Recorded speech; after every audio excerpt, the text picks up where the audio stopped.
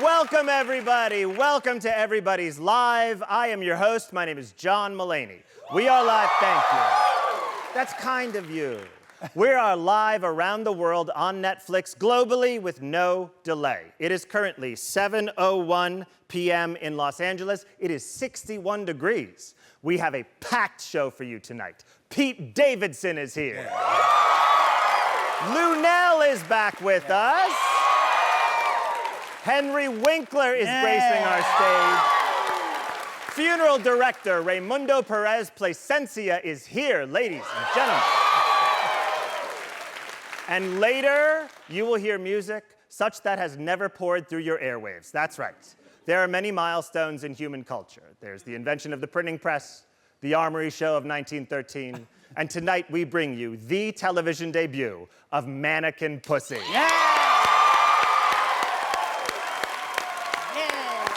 It's the best. It's the best. Mannequin Pussy plays loud rock music, and their name is fun to say.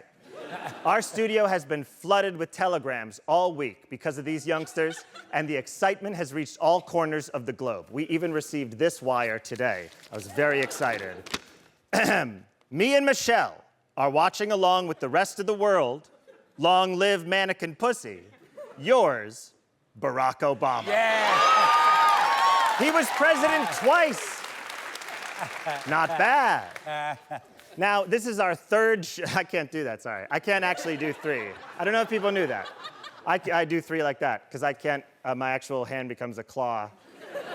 This is not a bit, and I don't mean to waste your time with it, but can you get in closer? That's as good as I can do three. Sometimes I can, yeah.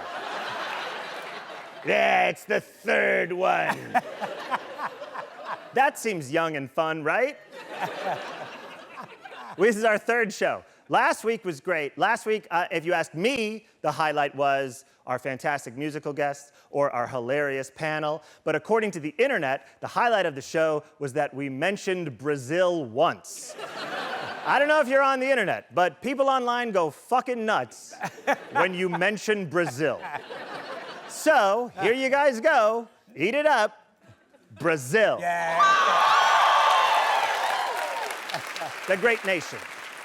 By the way, Netflix viewers who are watching this, thank you for watching us and not adolescents right now. Thank you for taking a break from the depressing show about a little boy incel to watch me, the big boy incel. Oh, abuelita. Abuelita, please. Eyes up here. Thank you. All right. Each week on the show, we have a topic, and this week is no exception. Tonight, we are talking about funeral planning, okay? So, yeah. I understand that was what I would call a tepid response. Some people here at the show thought that this topic might be too morbid, and I get that. But listen, we're not talking about death. We're not talking about death. Death is a mystery. There are a million ways to die, and none of us knows what happens to us after we die, but we do know, generally speaking, what happens to our remains. They get tossed in roughly one of two ways: burning them up till they're dirt, or putting them in a box. Yes, there's new types of Erewhon-style burials where they put you in a potato sack and you become a mushroom, but that's just another version of box. That's just paper, not plastic. I think this is an important topic, and I want to spend the hour on it because it's important to get ahead of funeral planning. I don't know if you know this, but most people right now are like 85 years old. It's true. So many classic rock stars are about to die. It's staggering. I know, I'm upset too. Hey, Rolling Stone magazine, I hope you love black and white covers. Because you're about to print about 3 a week. I bet we'll have multiple rock icons go in one day. Sometimes they'll be like, I always felt bad that Rod Stewart died the same day as Bob Dylan. And how weird that it was a murder-suicide.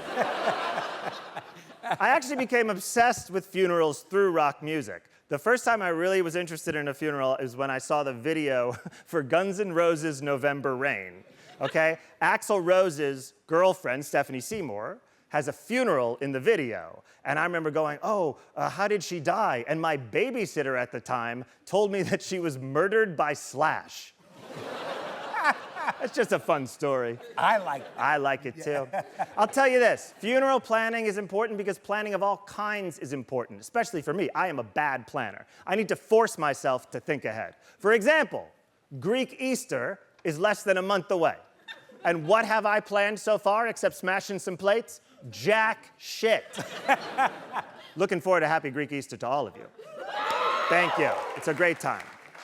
We need to focus on the amount of funerals that are about to happen.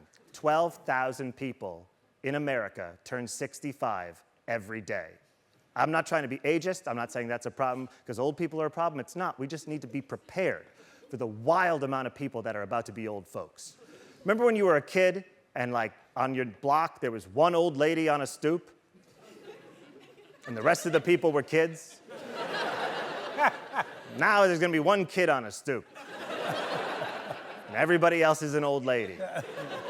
There's really about to be a lot of them. I can't stress this enough. I can tell from your faces, I don't think you're that prepared for this. It's really gonna be a lot.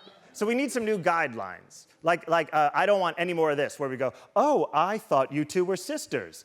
Enough of that shit. We know when one of them is the mom. Stop that weird skit. I'm trying to get ahead of death a little. I had my will put together this year. And I tell you this, most of the time I'm like the most liberal Democrat person imaginable. And like I'm always like, Bill Gates should pay his taxes, right? Man, when I sat up and drew this thing up, when it comes to my dead body, I'm not giving anyone a goddamn cent. I have the most elaborate tax schemes planned. I sat down with my lawyers and they were like, okay, the moment you die, we will get you declared a small business in Aruba. Then, your children will be the sole employees. According to maritime law, the IRS cannot tax monies that exchange hands over the beach. People might not know this, but you can say whatever you want in a will, for real. I specified in my will that I'm leaving this show to my 6-month-old baby girl. So, if anything happens to me, she will automatically become the host, and Netflix has no say in it. I'm always, yeah. That chunky little blue-eyed beauty sitting out there, unable to talk, but looking right down the barrel. I'm always paranoid about, are you paranoid about people going through your stuff after you die? Yeah. Yeah. Yeah, I can't imagine you'd be good with it. I'm always worried. That's why I have never kept a diary, and the few times I did keep a diary, I wrote in it to look like I was a good person for people to find later. I really did this a couple times when I was young. I'd sit down and be like, today I saw a homeless man, and I was so sad that I couldn't do more for him, like just fucking lies, and like really building myself up, and I would switch pens so it looked like different days. I didn't trust diaries at all. I still don't. I thought a diary was a thing that you leave behind for people to read after you die. And the reason I thought that was because the first diary I ever heard of in my life, was the Diary of Anne Frank. And the reason I heard of it was because every teenager in the world reads it in school. It is psychotic. Stop reading this little girl's, it's her diary. Anne Frank was murdered by the Nazis, and I guarantee you she is more mad that teen boys everywhere are reading her diary every year. She's like, why are they reading it? Aren't there other books about World War II? And people are like, yeah, in fact, most books are about World War II. We just want to pry in your business. It's such bullshit. It's a bullshit move. If you have kids in junior high and they're assigned the Diary of Anne Frank, I want you to tell them to pick it up, stand up on their desk, and go, this is bullshit. Now, this comment will be misinterpreted. So it's important to add the full context. All right.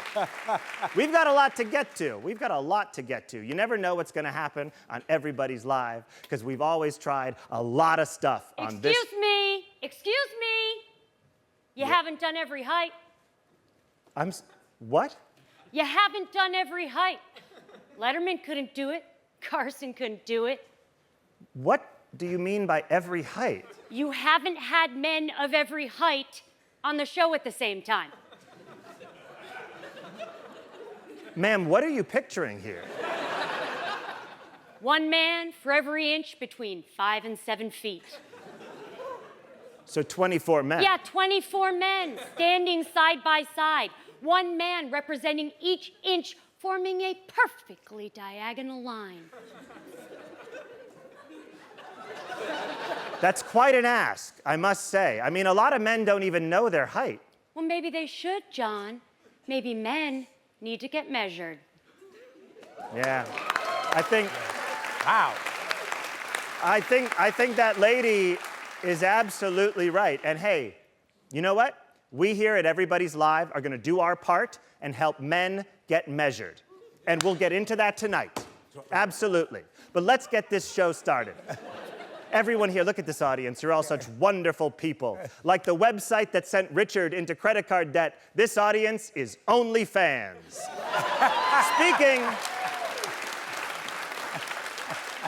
Speaking of Richard, there's Richard. Hello,